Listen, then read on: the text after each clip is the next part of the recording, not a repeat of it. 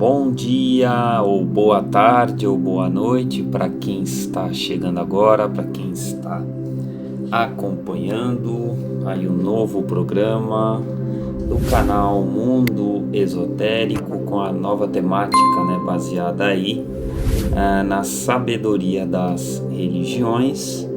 E hoje vamos abordar o budismo, em que é uma religião de introspecção, e também ela é uma religião de renúncia e também de compaixão.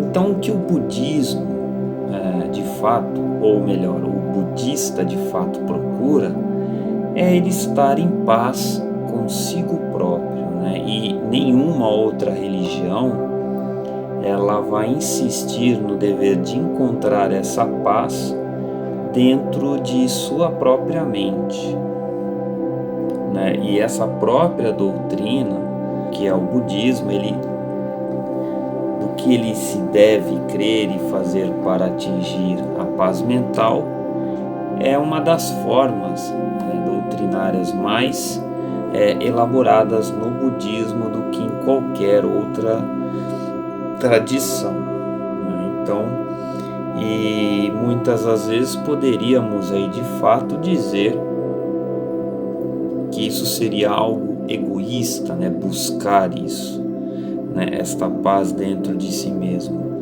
Mas nós sabemos que o próprio egoísmo ele é a causa de toda a aflição, de agitação mental e emocional, que é um estado a ser deplorado. E é justamente esta prática budista que nos traz algo completamente oposto, que é profundamente trazer essa paz dentro de si mesmo. Ela também nos conduz primeiro à renúncia de todos os extremos, e isso é importante, você alcançar um nível de equilíbrio para si mesmo. E depois um dever a uma dedicação altruísta, à própria espécie humana e também aos outros reinos, ao reino animal, vegetal, E este serviço altruísta ele pode ser prestado somente para aqueles, meus queridos ouvintes, que atingiram o imperturbável estado em que se aceita com igual calma tanto a alegria como a própria tristeza, ou a prosperidade também como a adversidade. Então o budismo requer de seus próprios seguidores que eles sejam estoicos no enfrentar a vida. E nós percebemos também que os próprios ensinamentos do budismo, ele não é como em outras religiões, apresentando-se como uma revelação a ser aceita com base na crença, na fé.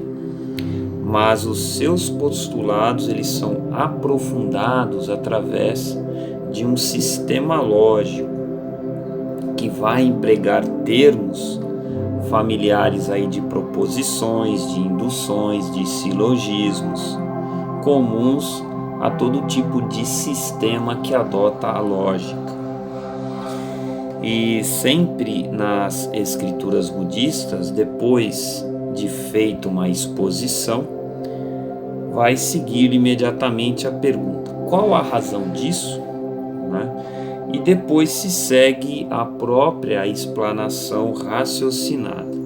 Então, raramente se dá uma razão ou se faz uma explanação com base naquilo que nós podemos dizer como sobrenatural. O budismo ele sempre se esforça por ser completamente racional. E é justamente por isso que ele é chamado com justiça como a mais filosófica das religiões vivas. E isso é bem interessante. O próprio budismo ele nasceu na Índia no 6º século a.C. E conta-se que o próprio príncipe, chamado Príncipe Gautama, com 29 anos de idade, ele renunciou a toda aquela vida luxuosa, de altos prazeres, numa vida bem elevada, dentro de uma casta, num palácio real. E num determinado momento ele saiu com um monge mendicante, a procurar uma solução para esse enigma da vida. E após 6 anos de inquirição e meditação, ele de fato encontrou as respostas que procurava e tornou-se aí de fato um iluminado, o Buda. E os restantes dos 45 anos de sua vida ele dedicou ao ensino e ao estabelecimento de suas doutrinas dentro de um sistema de lógica. Seus próprios discursos eles foram conservados por seus discípulos no que é chamado de as 3 cestas de sabedoria, chamado de Tripitaka, e desde então tem vigorado como as escrituras sagradas do budismo. E o que nós podemos também perceber que cerca de 3 séculos depois da morte de Buda, o rei Asoka e o seu filho Mahendra, eles estabeleceram o budismo como uma religião do estado na Índia, e o introduziram também no Sri Lanka. E depois disso, o budismo ele se espalhou por todas as partes da Ásia e penetrou no Tibete, na China, na Coreia e no Japão. No curso de suas migrações e com o fluir dos séculos, o budismo ele passou por muitas mudanças para ajustar-se justamente às novas condições e de novos tempos. Então nós percebemos que na parte sul da Ásia, mormente em Sri Lanka e Burma, essa religião ela se deteve em algumas de suas primitivas formas e foi conhecida como Pequeno Caminho Hinayana. No norte, principalmente na China e Japão, ele se desenvolveu-se num sistema mais complexo, mais conhecido como o grande veículo chamado Mahayana. E também para aceitar o budismo, todo budista ele deve, em certo sentido, pautar sua vida pela do Buda, de seu exemplo, compreender o que levou este príncipe Gautama a fazer esta grande renúncia, observar com compaixão o ciclo de nascimento, envelhecimento, doença e morte, e deve-se alcançar aí a própria iluminação através da própria dedicação altruísta, E deve-se encontrar também na meditação a essência do ser e compreender como está declarado nas escrituras budistas, que tudo o que somos é o resultado do que temos pensado. Então fundamenta-se em nossos pensamentos e é gerado em nossos pensamentos. Então nas máximas das 3 cestas de sabedoria que vamos comentar agora, são condensados aí os elementos essenciais do budismo, E nessas escrituras sagradas do budismo, denominados aí, como eu citei, as 3 cestas de sabedoria, que é o Tripitaka, é uma das obras mais volumosas e complexas das religiões do mundo. Então essa primeira e a terceira cestas, ou Pitakas, como também é chamado, elas estão dedicadas a uma esmerada e detalhada descrição das regras normativas da ordem monástica e a uma explicação de como foi formulada cada regra e a diversos comentários sobre a doutrina budista. Já na segunda cesta, meus caros ouvintes, o Sutta Pitaka, nós encontramos aí a grande coleção de sermões e discursos atribuídos a Buda, o tesouro das 550 histórias de nascimentos do Buda, os afamados, que são chamados aí de Jatakas, né? E aqui também nós nos deparamos com o livro budista de provérbios, chamado Dhammapada. É interessante que o próprio Dhammapada, que significa a senda da virtude e o caminho da doutrina, ele está inteiramente em poesia, e ele vai consistir em 423 estrofes, cada uma trazendo aí uma formulação de um preceito ou um princípio, e coletivamente contém todo um extrato aí da ética budista, né? E por esta razão é que os budistas recomendam frequentemente as pessoas lerem o Dhammapada como um ponto inicial para os que desejam obter, né, de fato aí uma compreensão da ética de sua fé. E aqui nós utilizamos justamente alguns escritos, né, que vão compreender essas máximas, que se baseiam, né, de uma forma mais profunda a respeito aí dessas máximas, as 4 nobres verdades do budismo e outros preceitos, né, e mandamentos básicos budistas. E essas máximas do Dhammapada, elas são precedidas, né, pelos 12 elos, que nós vamos comentar, as 4 nobres verdades, o óctuplo caminho, os 10 mandamentos budistas, né, que são extraídos do Vinaya Pitaka, e as 10 perfeições extraídas do Sutta Pitaka. Então vamos comentar aqui um pouquinho, falar a respeito aqui dos 12 elos, né? A origem de todo o sofrimento, né? Então é descrito aqui em Vinaya Pitaka, Mahavaga, que diz o seguinte: por causa da ignorância, a individualidade. Por causa da individualidade, há o intelecto. Por causa do intelecto, há nome e forma separados. Por causa do nome e forma separados, há os 6 sentidos. Por causa dos 6 sentidos, há o contato.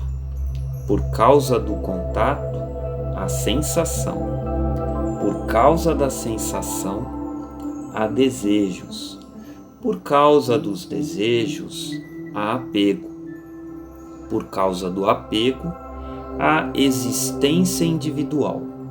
Por causa da existência individual, há existência terrena. Por causa da existência terrena, há a decadência e morte. Tal é o encadeamento de toda tristeza, aflição e desespero. E aqui nós temos ainda em Vinayaka Pitaka, né, a cessação de todo o sofrimento. Com a absoluta sensação da ignorância, cessa a individualidade. Com a cessação da individualidade, cessa o intelecto. Com a cessação do intelecto, cessam o nome e forma. Com a cessação do nome e forma, cessam os 6 sentidos. Com a cessação dos 6 sentidos, cessa o contato. Com a cessação do contato, cessa a sensação. Com a cessação da sensação, cessam os desejos. Com a cessação dos desejos, cessa o apego. Com a cessação do apego, cessa a existência individual. Com a cessação da existência individual, cessa a existência terrena. Com a cessação da existência terrena, cessam a decadência e a morte. Tal é o fim do encadeamento de toda tristeza, aflição e desespero.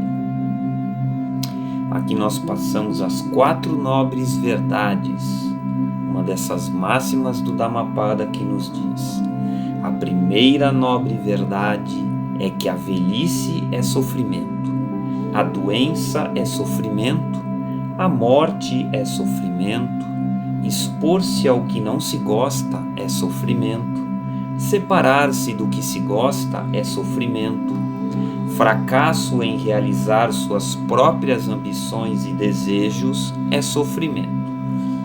A segunda nobre verdade é que o sofrimento provém do desejo de ser, que conduz de nascimento a renascimento, juntamente com a luxúria e o desejo que encontram satisfação aqui e ali, o desejo de ser, o desejo de prazeres e o desejo de poderes.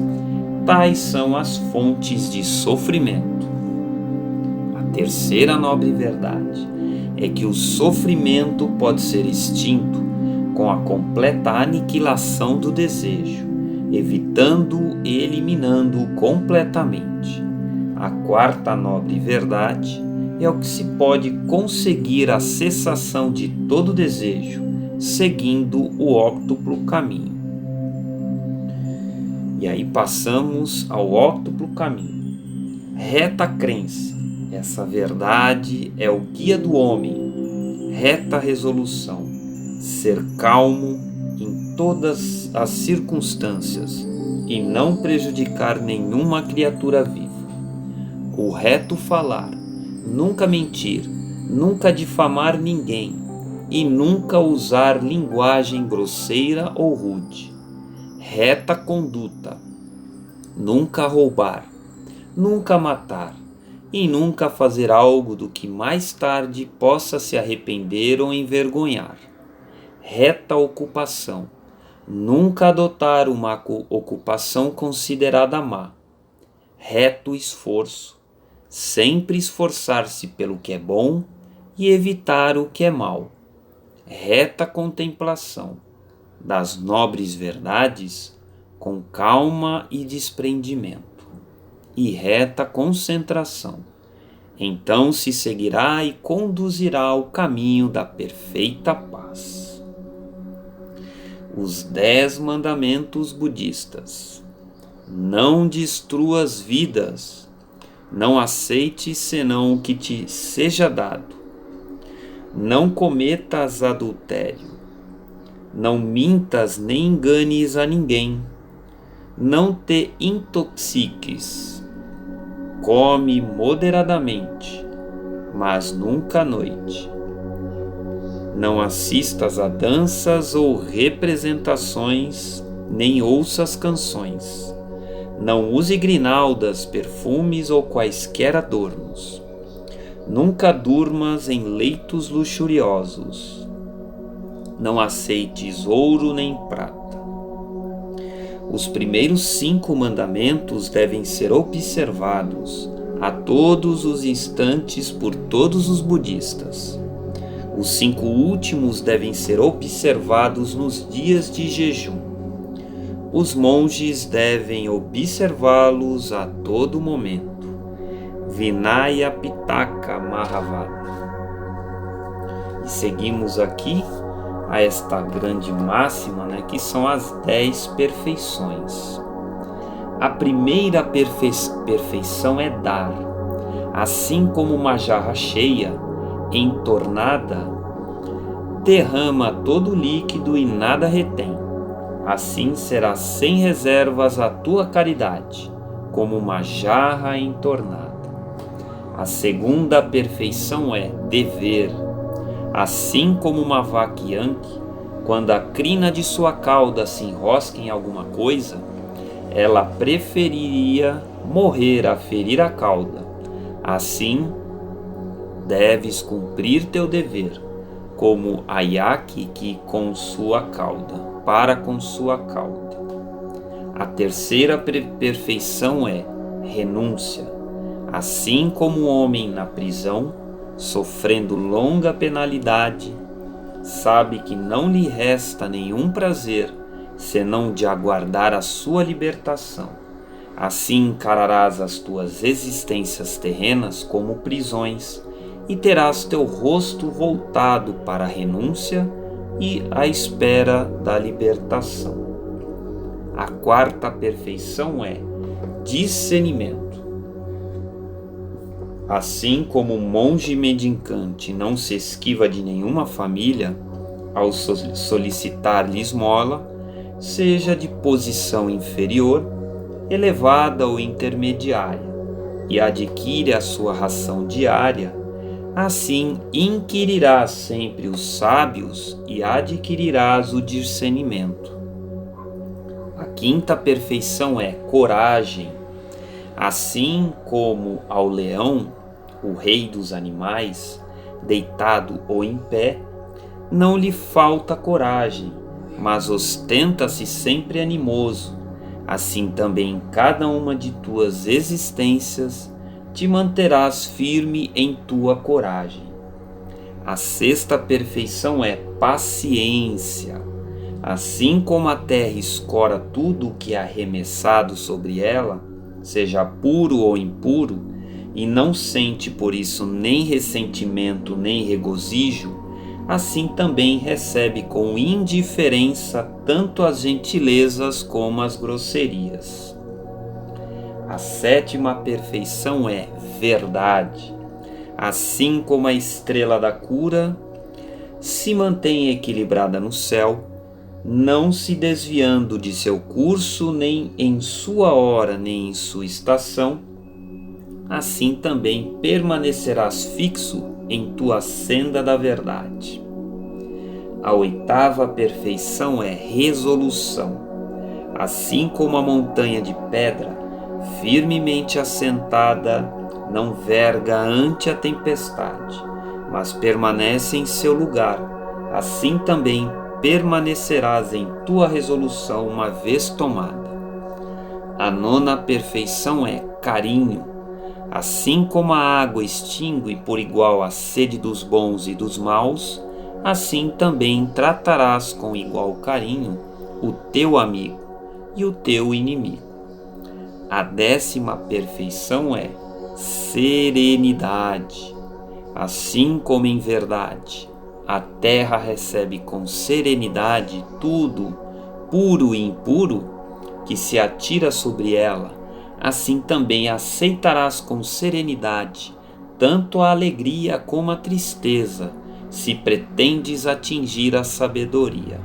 Assim, muitas são as coisas que neste mundo tornam a sabedoria perfeita. Além destas, não existem outras. Sutta Pitaka Buddha Vasna. Meus caros ouvintes, todas essas grandes máximas, elas nos servem, como existem ainda muito mais informações, mas que o tempo urge, mas essas máximas que foram citadas, elas nos servem para que possamos ouvi-las e refletir sobre a nossa vida, os nossos anseios, as nossas aspirações e vivê-las de acordo com a harmonia da natureza, a harmonia do universo, compreendendo essas máximas budistas e a vida do próprio príncipe, que foi o príncipe Gautama e que alcançou esta profunda iluminação como o Buda. Meus caros, fico gratos a todos os ouvintes, e para uma próxima oportunidade nós possamos abordar uma nova temática, uma nova religião, compreendendo um pouco mais profundamente os seus ensinos e transformando muitas das vezes essa visão mais de repúdio, e sendo compassivo e assimilando essas sabedorias escritas dentre essas grandes religiões. Um forte abraço a todos e Namastê.